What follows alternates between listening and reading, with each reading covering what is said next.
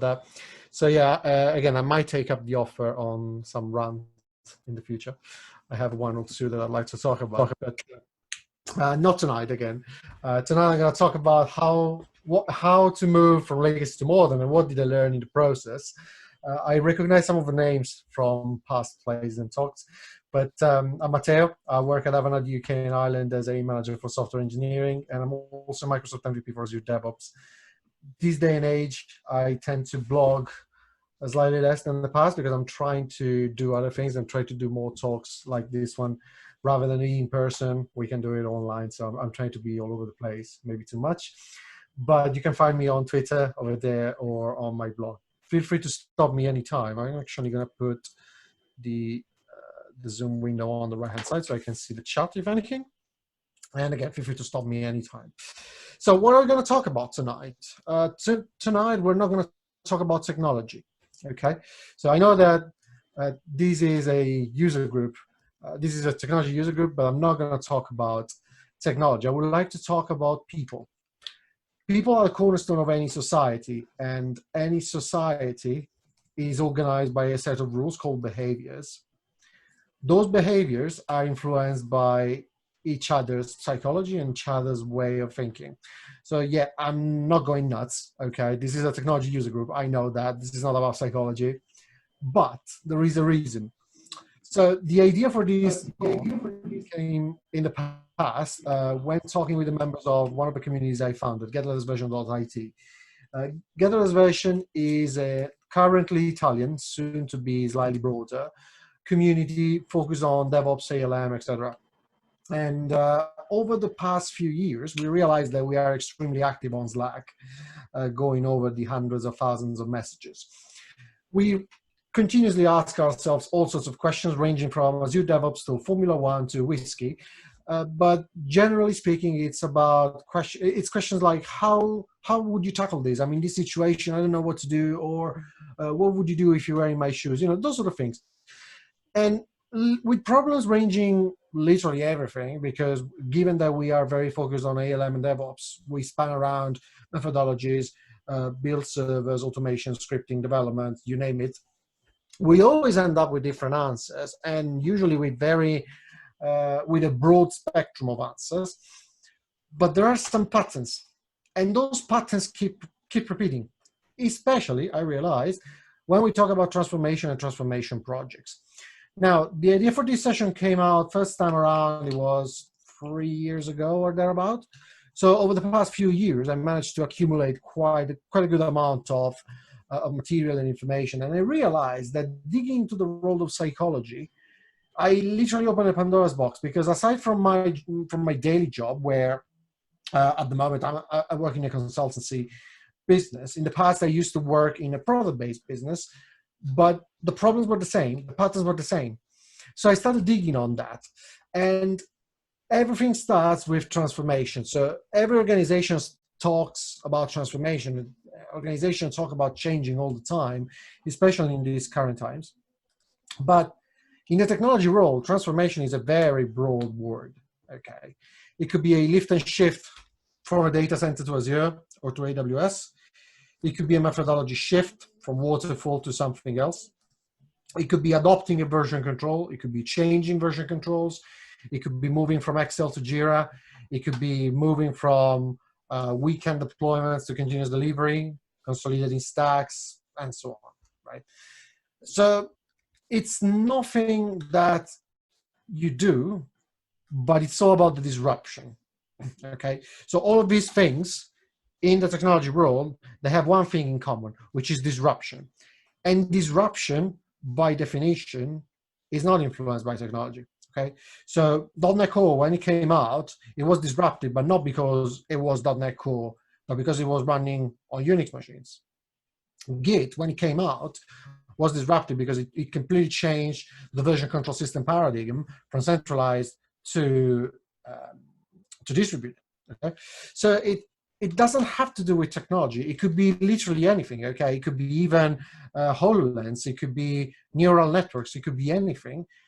Technology doesn't matter because technology is just a tool.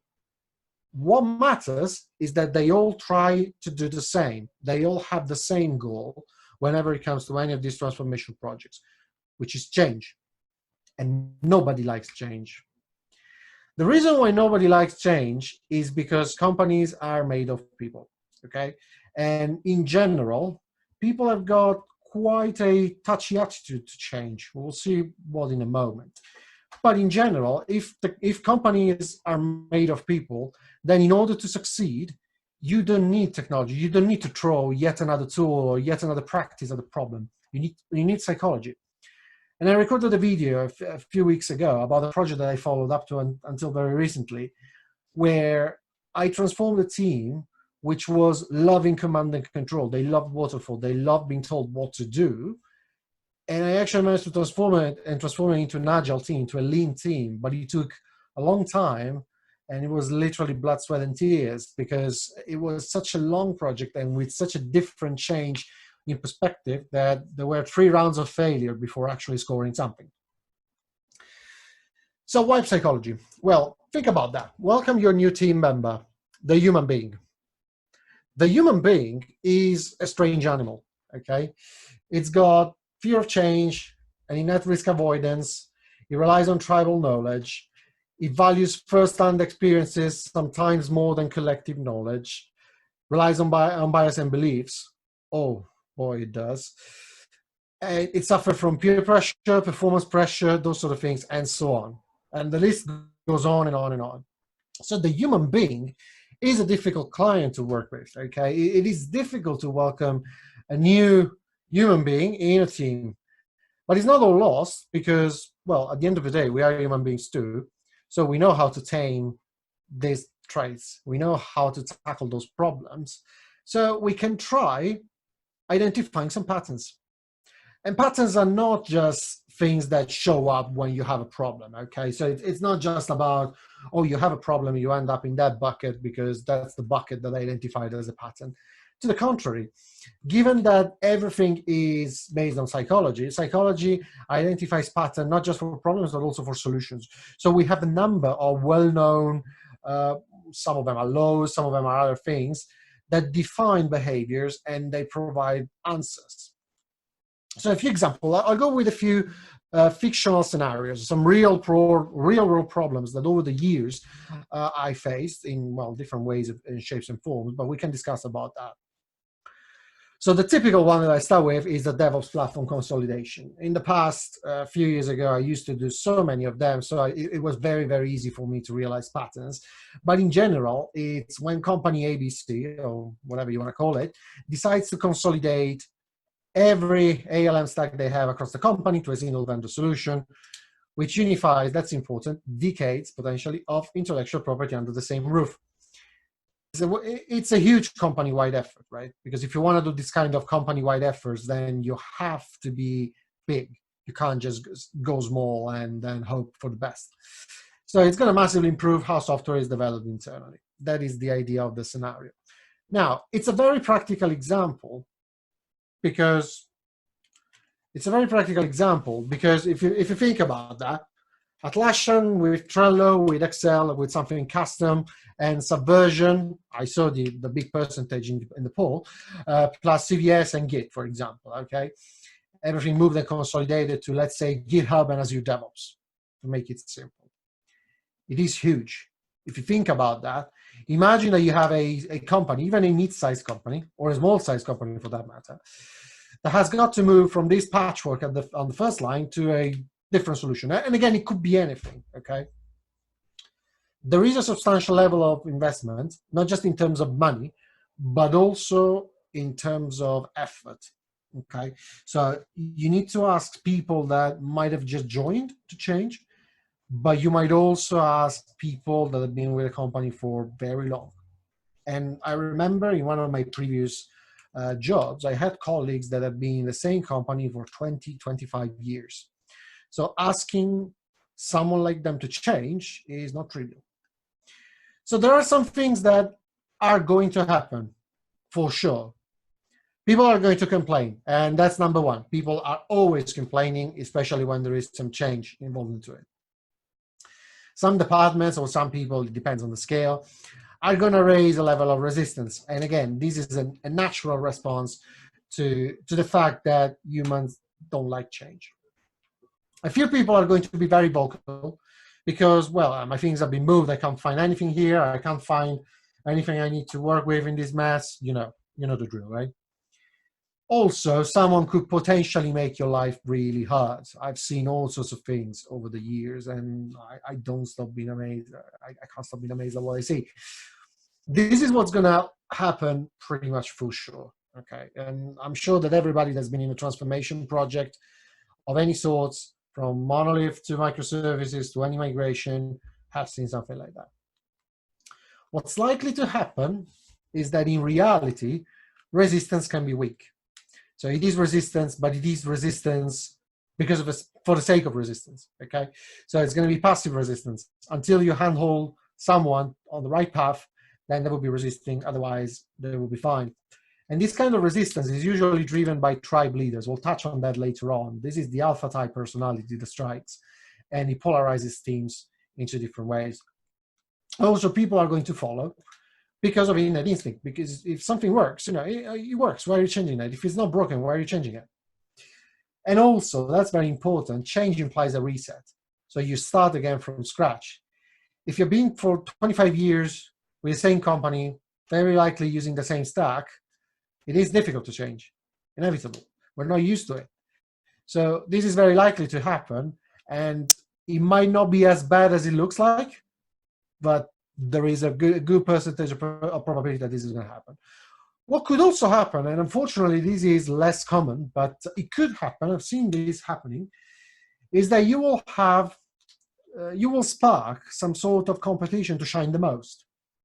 So you will find people volunteering for support or helping, and there might be a rush to get it out of the door quickly so that you can carry on as normal. This is very unlikely to be fair. It can happen, but you need to have the right culture, the culture that values change, that values the impact of a change a hell of a lot. And unfortunately, it's very uncommon. I was in a situation like this, and it's been a few years, but what did I learn from it? Well, the main thing is to leverage something that's tangible. People don't want to see slide decks. People don't want to see fancy demos. People want to see something that's tangible. So timing is essential, but it's at the same time, it's essential not to rush things. Because at the end of the day, as long as you have an incremental perception of growth, you're fine. You don't have to deal with milestones the waterfall way. And that's why I'm a big proponent of lean. That's because you can build with incremental releases every time, and you can show progress, and you can actually deliver tangible progress without focusing too much on the dates, without focusing too much on the milestones or the end of the sprint, the deliverable at the end of a sprint. Also very important is about showing knowledge bridges. Again, the person that was with the company for 25 years want to see their knowledge valued, because the risk is they would be feeling left on the side because they've been 25 years with the same company, so they know old stuff. And that's not the case. Actually, on the other way around, you could benefit from any kind of perspective and every type of point of view that can give you more for your project. So it's extremely important to have a knowledge bridge that allows you to share valuable information with these people. Obviously, delays are normal, okay? So in these projects, especially if you approach it the lean way, you will find that there will be delays. I'm doing a similar project at the moment. There are delays. You can't do anything about that. But nobody's going to get mad about that as long as you can show incremental delivery, as long as you can show incremental growth, that you're showing that you're going on the right direction and that you're delivering regularly with something that's valuable for the users. And that is very important because at the end of the day, incremental is key. Incremental is good. It is what drives our industry.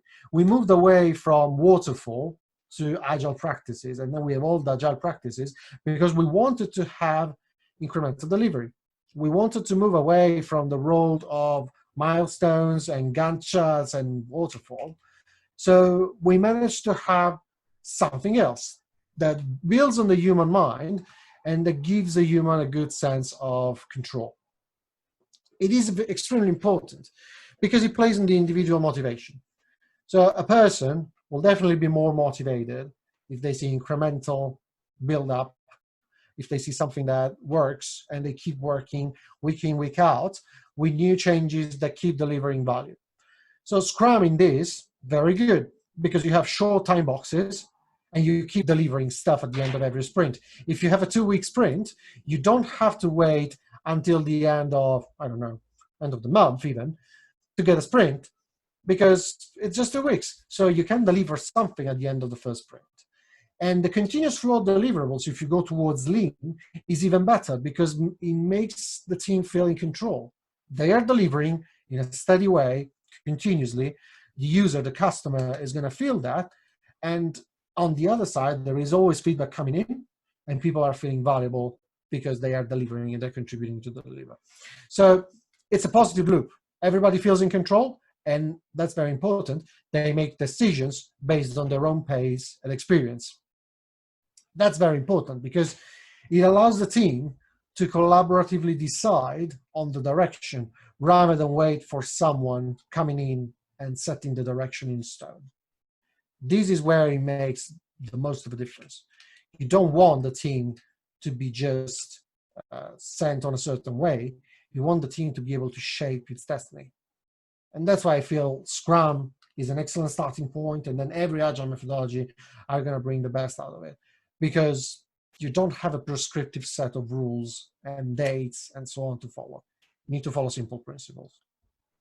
Tribal knowledge comes in to your advantage here, because if the team is self-managed, they are going to be more productive.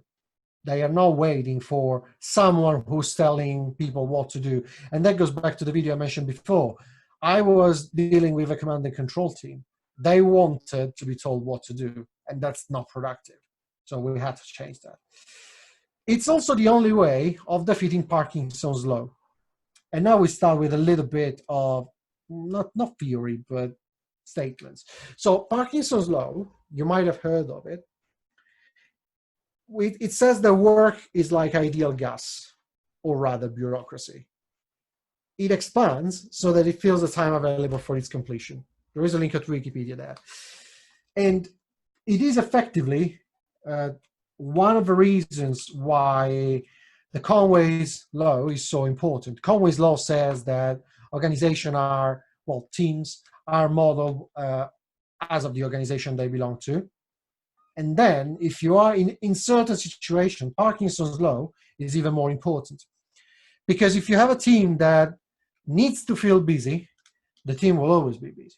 Okay, so no matter what, your team is going to be busy. But over time, the actual value that is produced by a team that's always busy goes down. It's inevitable. Because if the team is always overbooked, the actual quality of what you're delivering is going to be low, right? If you are under pressure, you want to push stuff out of the door because you want to reduce the pressure. So bugs will be continuously added. Technical debt is going to go through the roof. It's going to get even worse by just a matter of a few sprints or a few months, if you like. On the other side, if your team is not busy, so it still has spare capacity, but it's still adhering to Parkinson's law, saying that work expands, then the team is going to focus on the trivial things. It's going to focus on stuff that doesn't matter. I once saw in a retrospective 15 minutes of explanation on the usability of a simple CSS change for a button. That was because of Parkinson's law. So it's unfortunately a consequence where a team is not busy, but they need to feel busy, that those things happen. So deliverables will become very, very light, and there's going to be this emphasis on changes that don't really add much value to the table. Another example here of problems and patterns is going to be waterfall to Agile. Is there any question up to now? I'll start there for a while because I talk a lot, but happy to go with questions if any. Nothing? Okay, I'll keep going then. So this other example is about company Y123, just random stuff, that decides to jump on board the Agile movement, ditches an official waterfall-based process and move to Agile. I'm sure that 90% of the people, at least on this call, had to deal with something like that. It is a top-down effort. Management wants to catch up with the trending market, and they want to prevent the company from remaining behind its competitors. If this was a statement of work or something that defines what we had to do, I would be very, very worried. There are a few red flags here. Some of them are particularly big. The first two are mentioning Agile movement and the move to Agile. Those two things are going on a very dangerous trajectory. Also, it's a top-down effort, and management wants to catch up. Those two red flags to me, they show that those are panic-induced reactions, and there is a heavy-handed approach in response. It's the natural reaction to panic, okay? So psychology tells us that when a human being is under pressure because of panic and anxiety, there is a high chance of panic-induced reactions and heavy-handed approaches to actually bury the problem under the sand. And the Agile movement and move to Agile are very telling. So how to make it work? Because if you have this direction and you have this project to deal with, then you will have to make it work somehow. The way that we identify that, and we think it's the best one, is that if you never dealt with any type of Agile methodology, Scrum is excellent. Because Scrum overhauls everything. It takes a little training, very little training, and it has all sorts of rules and constraints that you have to work with, which are going to make easy the transition. You have time boxes, you have backlogs, you have ceremonies like sprint planning, sprint retrospective, and so on.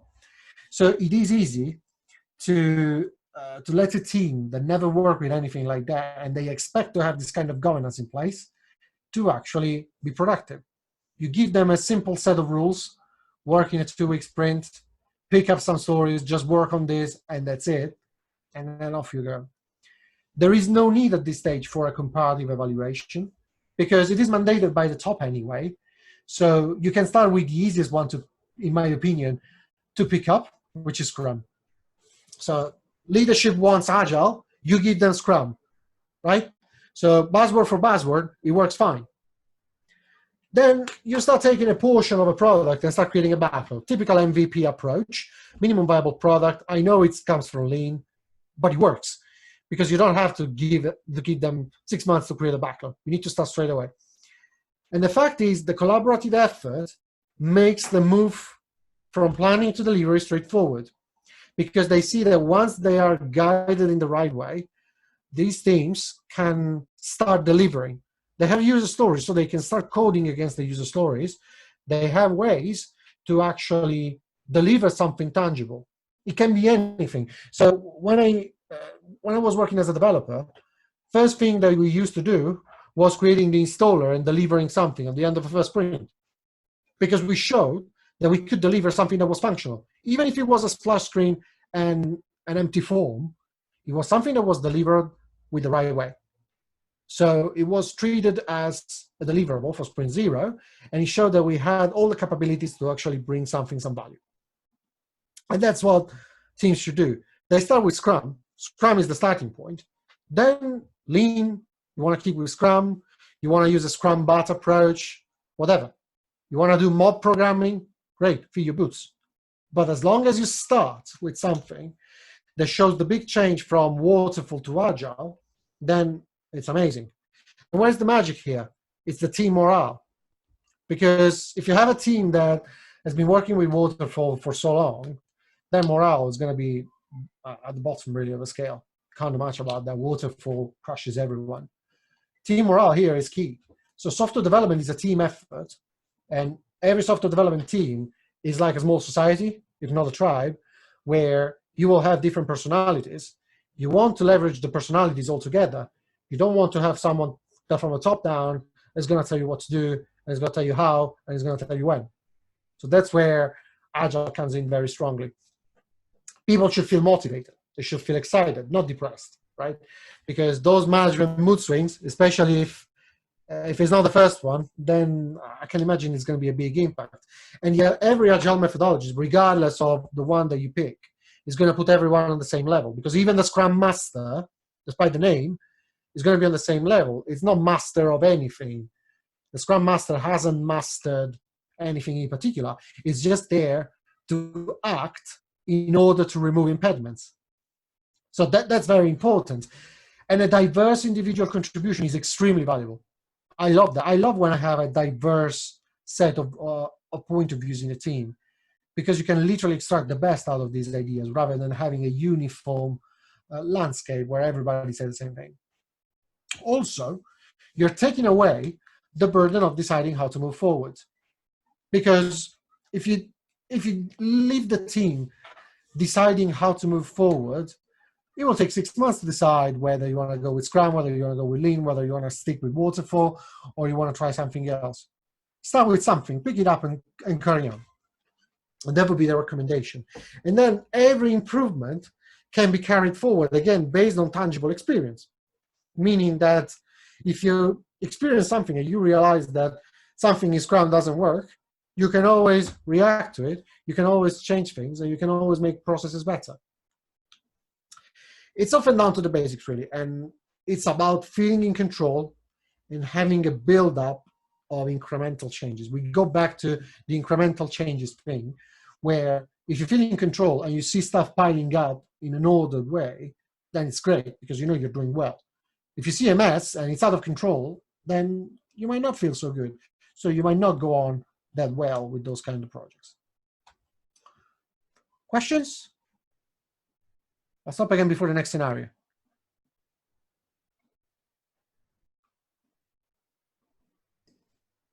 Okay. Observation, if I may. Yes, please. I think I think probably your experience is far deeper than you can put in a few slides. But a move to Scrum is not easy, and I think the slides almost suggested is you can teach people to Scrum pretty quickly. I totally agree with that. You know, the rules, the ceremonies, etc.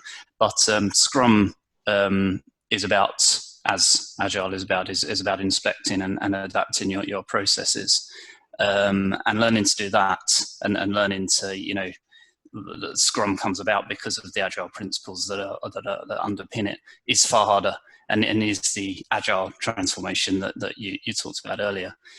So yes, Scrum on day one, yeah, I get that, but it's not easy, even if there's a top-down support for it.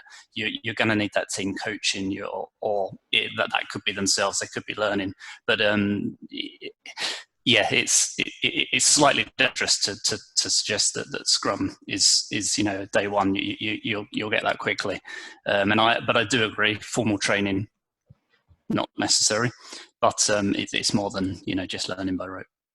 I absolutely agree with you, Ricky. But the thing is, if you're in a situation where you need to start something, you have the pressure of leadership, then Scrum, amongst the many, is the easiest to pick up, because it gives you a sandbox, it gives you a walled garden. But if you stick to the rules, then you can carry on, and the team can then continuously evolve and realize if there are gaps and if there are problems where Scrum doesn't fit. If you tell a team to start with Lean and telling them that every day it goes out of the window and they can deliver whenever they want, chances are they're going to start focusing on the details. Chances are nothing is going to get out of that build server, because they will be focusing on the details.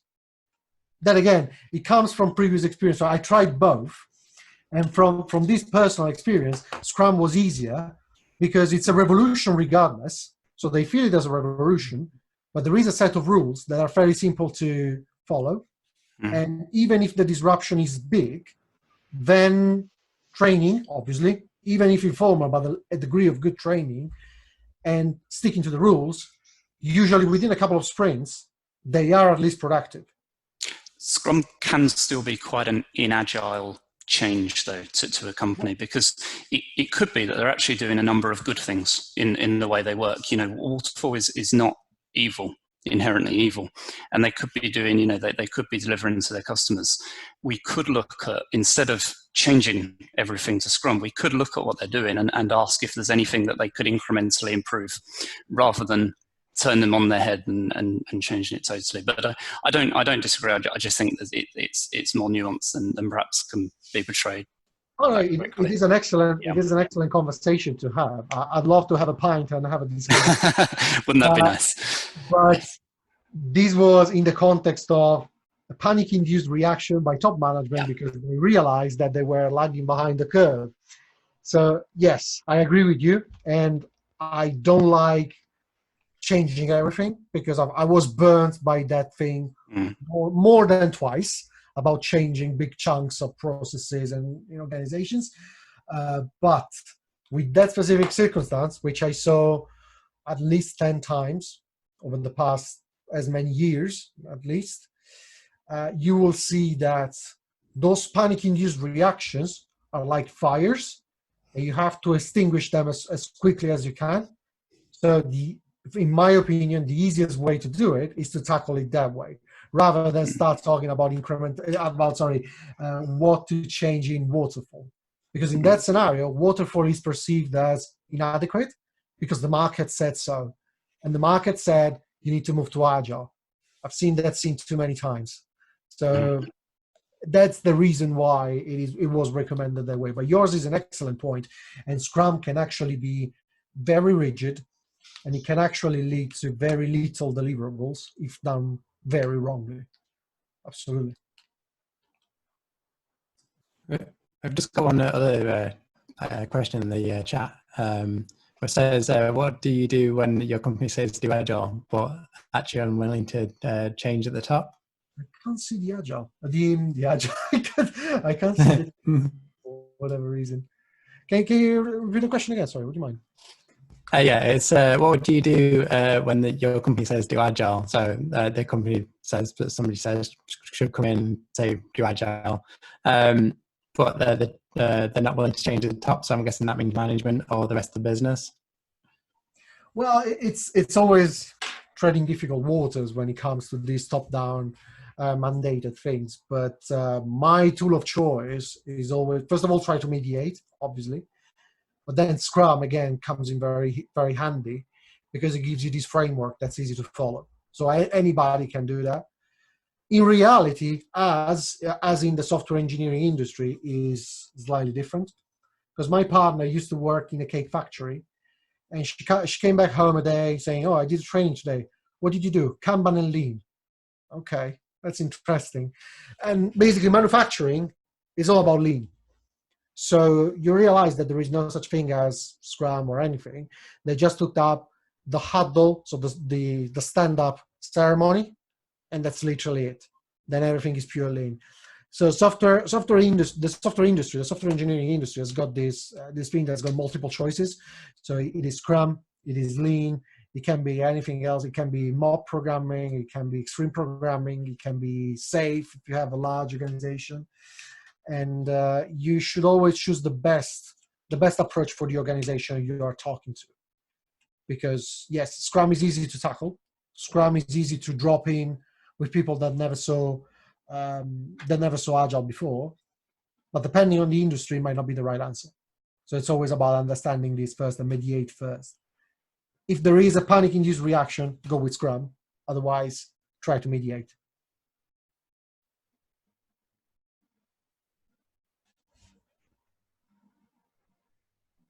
Let me know if there is any other question in the chat, because I can't see it for whatever reason with the full screen. Yeah, we relay them when they say. Okay, thank you, Kevin. So there's another scenario that I find is very toxic, and it is something that unfortunately I saw a few times in the past. So imagine a situation where you have a company, and then again, this is an example, but it could be anything. They want to invest in telemetry. So there is an X amount of people in a new telemetry team, and the management team believes that it's going to be a good idea to have this telemetry team because of a combination of data-driven decision coming from the proactive telemetry, so the AI assisted, and then artificial intelligence on its own is going to let this thing focus on R&D time that can be invested better. Now, can you imagine what's going to happen here? The first thing that can happen is the Dunningkruger effect, and that's very, very common. It's a cognitive bias where people that have got low ability will feel that they have this illusory superiority and they think that their capacities are better than there actually is. On the other side, people that are very senior, they will assume that tasks that are easy for them are easy for everyone. So those are things that happen very often. And telemetry is a typical example of that, because telemetry is literally about instrumenting and then interpreting logs. It can be any stack, it can be anything, but it's a simple enough task that's going to drive this sort of behavior. A few examples are people that are out of school or university, and I used to be one of them, where you feel invincible. You just finished, you know that, or you had a training, or it can be anything really, but you know that you can do it, you know now you have all the tools, you aced your exam, and then you are crushed by the real world, where nobody's going to care about your test and nobody's going to care about your theoretical knowledge, because you need to have a different type of knowledge. It is also surprisingly common in another category of engineers. So people that have worked with legacy tech for a long time, they are suddenly exposed to something completely new. So the first reaction is believing that, oh yeah, I can do everything my way, just with new tech. Not really, because sometimes you have this entry barrier where there are some big changes and concepts do not apply. It's like picking up someone who has always worked with Java or C# and dropping this person into the world of Python. It's a big difference. So the solution here is easy, because if you do a paired induction when you do the onboarding, or you do some internal mentoring, then it's easy enough. People will realize that it's not like that. And usually you might be motivated to actually improve after losing that sense of I can do it easily. And this is very common in our industry, and it's not a bad thing per se, but it is mostly because we're driven by technology, and we're often driven by the fact that we can easily find information over the internet. So you can cobble together an application in an hour if you have programming experience of any sort, just by running into Stack Overflow and using the top 10 results in your search list. You're going to cobble something together for sure, but then what's going to be the quality of it? On the other side, another very common pattern here is imposter syndrome. And I've heard that it's very prevalent in any type of information-based role, where it's the psychological pattern where an individual doubts the accomplishments and has this fear of being exposed as an imposter. These kind of people, they treat success and proof of it as luck, or just, right timing, or as a result of deceiving others. It's not the case, obviously, but it is extremely common in high-performance software engineers. For whatever reason, I realized that the very top performers almost always have this kind of trait, because usually personal standards of these people are usually higher than company standards. So unless they reject this kind of difference, then they might think that they're actually not that good. Sorry, not that good. And they might think that if they are not very senior. So peer reviewing fuels the syndrome, because if you are a junior top performer engineer in a sea of, I don't want to say badly, but average people, so people that do 9 to 5, they're not really bothered with communities and developments and stuff, and you are the one that's always trying to to be on the edge and finding the latest tech, and they're really passionate about community, then this peer review is going to be very effective at talking down those people. And we should not do that. We should do the other way around, because also media coverage is, it doesn't really help. If you think about that, every time there is something that's got to do with software engineering or top performance engineers, the media just blows it out of proportion, and usually with irrelevant details. So it doesn't contribute to that thing. it is dangerous because fighting imposter syndrome can lead to burnout. And this would be one of the worst possible things. So tackling this as a change factor, trying to change the way that a team with individuals in this situation are experiencing this is not easy. It's one of the most difficult things that a team lead can do, because nobody's going to tell you that they feel they should not be there. Okay, nobody's ever going to tell you. But the best way to indirectly approach this problem, if you spot it, is to actually leverage on internal feedback funnels like stand-ups. A stand-up is an excellent way of gathering feedback and voices from different people, or the lack of it. Because if you realize that the person is always trying to level down their idea and they just try to get into the herd, then there might be something wrong. So it might be a good thing to actually pull out that feedback, and people will feel motivated to contribute if this feedback is heard and valued. And I had, unfortunately, a few examples of people in the past where they were sharing the fact that they were not happy because the feedback was, it was not appreciated because it was different. So it's important to keep people motivated and compelled to contribute. That's the most important thing in this situation, because otherwise, these people will either burn out or leave. It's not a straightforward process, but it's very important to tackle that.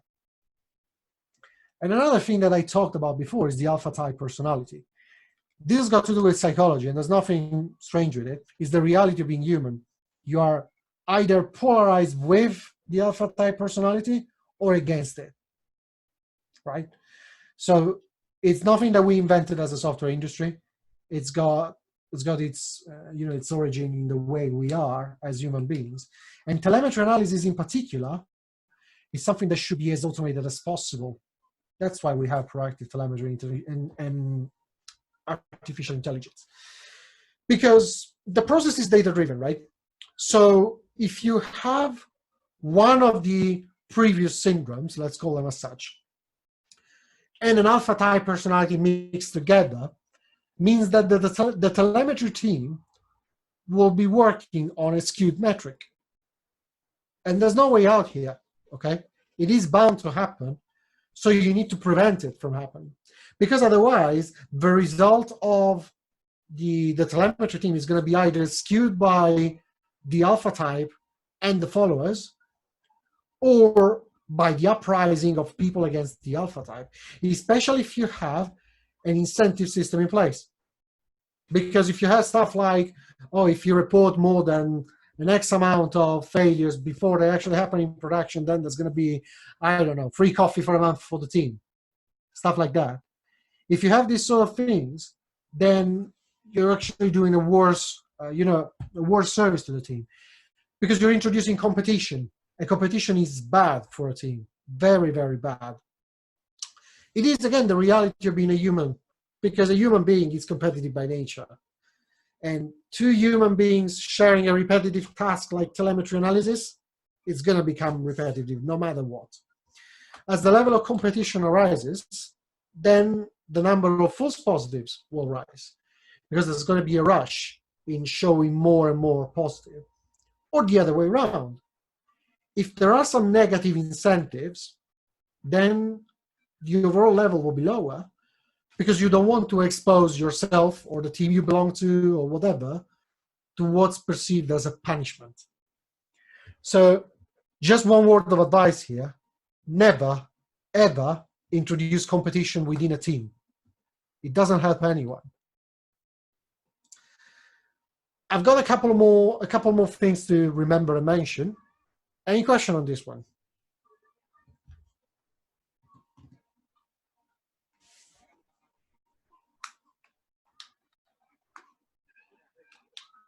Okay.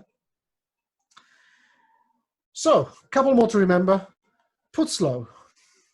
Put slow is, if memory serves me well, it's from a comical sketch or something. But technology is dominated by two types of people: those who understand what they do not manage, and those who understand, who manage who do not understand.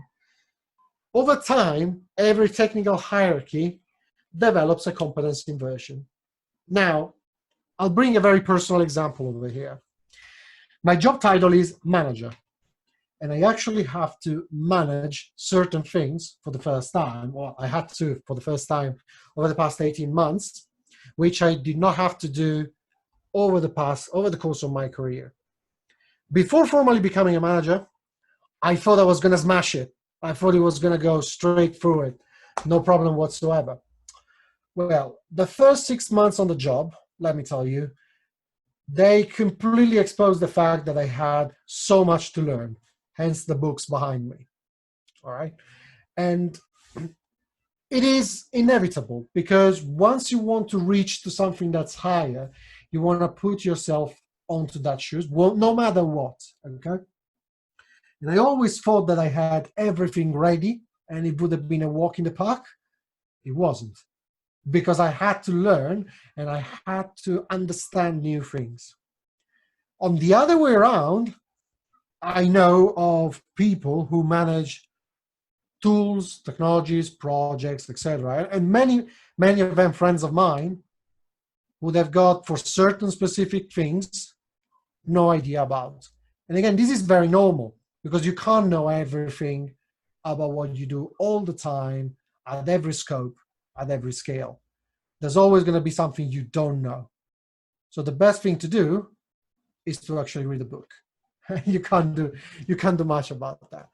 But it is a binary situation, and there are people who don't want to be promoted to management roles. I know a few, and those people, they will be doing a better service to their teams and to the company by being incentivized to remain in the same technical role, however big that is, without being penalized in terms of career growth. Because as an industry, in the software industry, we only recently had some change where we were changing the way we think about careers, and where you can remain a technical person, you can remain a contributor without being penalized. It did not used to be the case, unfortunately, and we should have changes like that. On the other hand, there are people who are average on a technical role, but they have good business acumen, or they are very easy to, they understand situations very easily, they have very good situational awareness, or they just have good people management skills. Those people should be promoted and potentially paired with someone that's got technical experience, because it would not be a good service if they were just promoted for the sake of it. They need to help a company and an organization in a path forward. So it would be great if we could, as an industry, pair those two people together. It would be extremely powerful. But unfortunately, we are a long way behind on that. It is the duty of a good company to identify those people and let them express as the best they can. Because I read something from a colleague the other day, we were talking, and I read this quote: "I don't hire smart people to tell them what to do." And that is true. I don't want to put people within a path that they feel forced to follow. They should be able to do what they do better. So a company doing that can only gain from this approach because they leverage the people's best skills, and they have a motivated team. They have motivated people. Another one is the Peter Principle, and that's about a person who is incompetent at their job, but they will still earn a promotion up to a moment where their skills are no longer necessary to fulfill the bare minimum. So they will be incompetent, but they will also not be able to be promoted again. Okay?